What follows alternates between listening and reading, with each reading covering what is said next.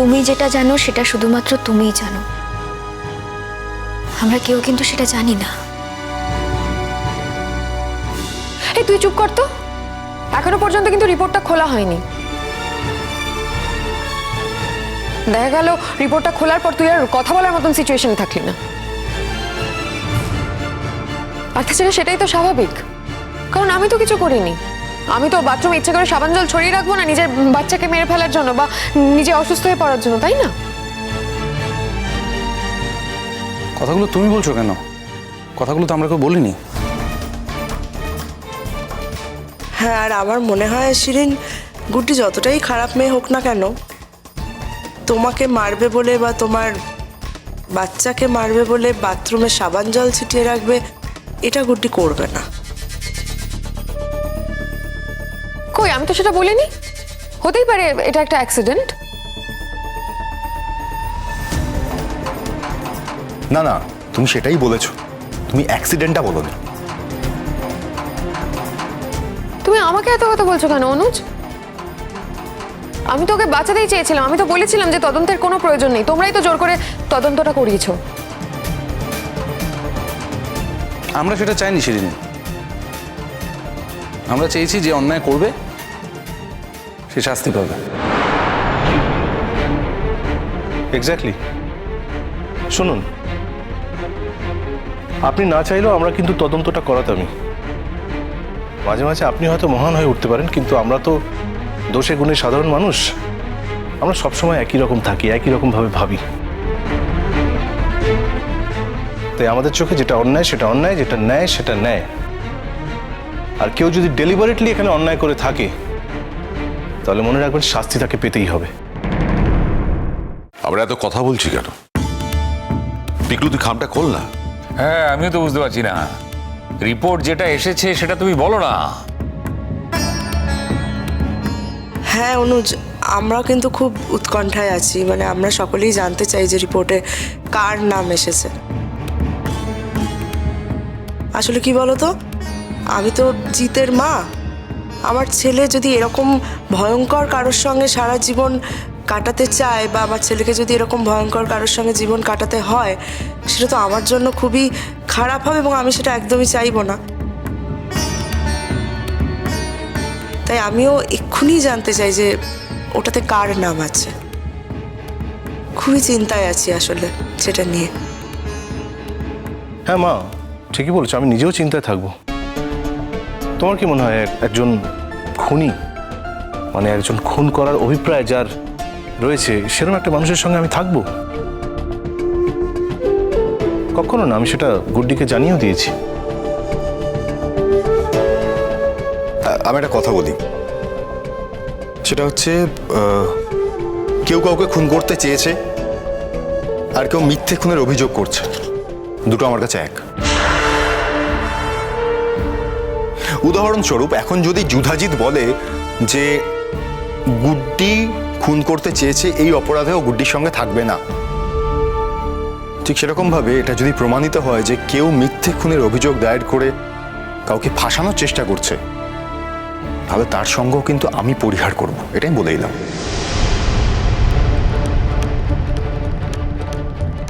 অনুজ, তুমি ঠিক কি মিন করতে চাইছো? মানে তোমরা কি অন্য কিছু বলতে চাইছো এখানে?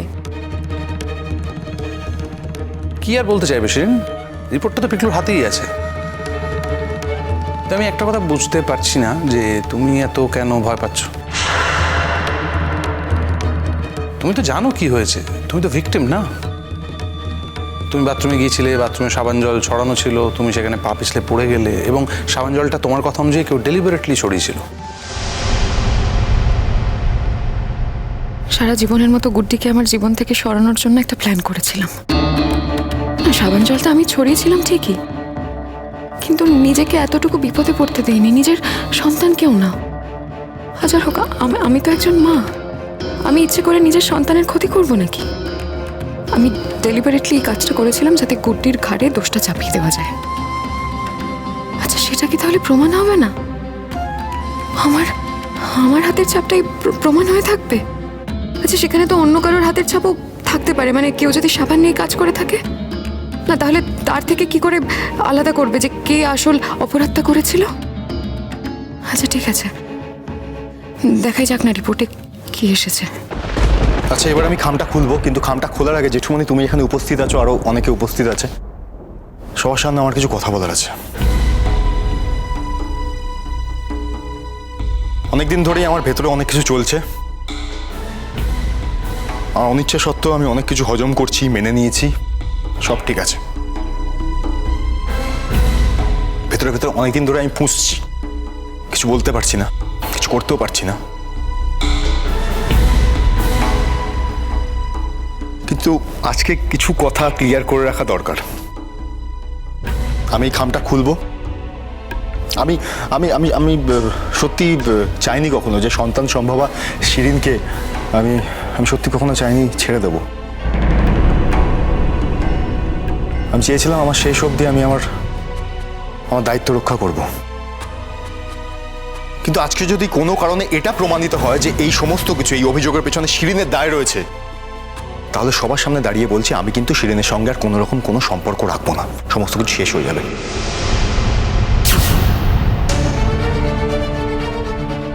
বাচ্চার খাতিরেও আর আমাকে ফিরিয়ে আনা যাবে না, বাচ্চার দায়িত্ব আমার। কি বলতে চাইছো তুমি অনুজ? তুমি কি সবার সামনে পাবলিকলি এভাবে আমাকে অপমান করবে বলে এইসব কথাগুলো বলছো? না, আমি সবটা বলে রাখলাম আর কি। যদি প্রমাণিত হয় যে গুড্ডি কাজটা করেছে, তাহলে খুনের দায় গুড্ডির যে শাস্তি প্রাপ্য, গুড্ডিকে সেই শাস্তি পেতে হবে। সেই শাস্তি মাথা পেতে নেওয়ার জন্য আমি তৈরি আছি। আপনি এবার প্লিজ তাড়াতাড়ি খামটা খুলুন, আমাদের সবাইকে আপনি দেখে বলুন রিপোর্টে ঠিক কি এসেছে।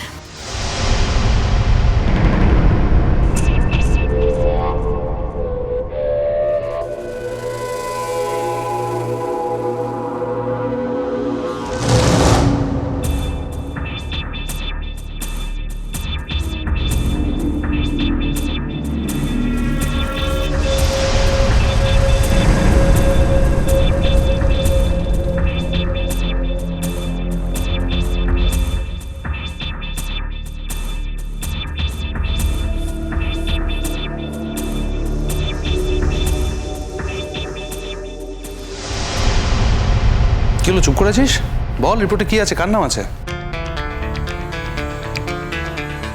অনুজ বলো রিপোর্টে কি আছে।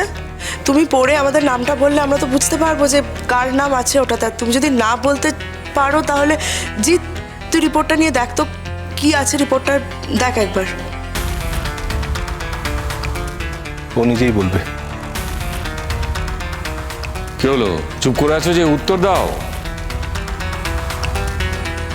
কিরে, কিছুই তো বুঝতে পারছি না, কি পড়ছিস এত? কি লেখা আছে রিপোর্টে? গুড্ডি এই কাজটা করেছে তো? গুড্ডির হাতের ছাপ পাওয়া গেছে তো? এই তো। যদি সেটা হয় পিকলু, তাহলে মানে আপসেট হওয়ার কিছু নেই। আমরা যে গুড্ডিকে চিনতাম সেই গুড্ডি হয়তো বদলে গেছে, মানে এই গুড্ডি অন্য গুড্ডি, যে এরকম একটা ক্রাইমের সাথে যুক্ত আর কি। হ্যাঁ, মানে তাহলে সেক্ষেত্রে আমরা গুড্ডির সাথে সম্পর্ক রাখবো না, ওর এগেনস্টে যা যা স্টেপ নেওয়া সেগুলো আমরা নেবো। মানে এই গুড্ডিকে বেসিক্যালি আমরা চিনি না। তুই বল গুড্ডির নামটা বল পিকলু, বল কি লেখা আছে পিকলু? এখানে অনেক রকম টেকনিক্যাল টার্মস আছে যেগুলো তোমরা বুঝবে না, তবে হাতের ছাপ শেষ পর্যন্ত যার পাওয়া গেছে শিরিন চ্যাটার্জির। শিরিন চ্যাটার্জির।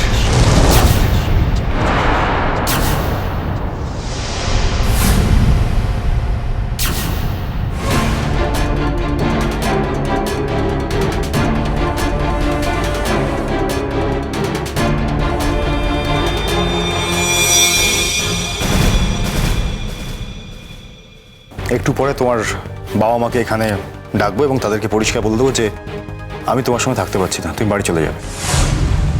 না না, এটা এটা এটা নিশ্চয়ই কোনোভাবে, মানে কোনো না কোনোভাবে এটা ম্যানিপুলেট করা হয়েছে। এটা তোমার যদি তাই মনে হয় তুমি তাহলে তার জন্য কোর্টে যেতে পারো।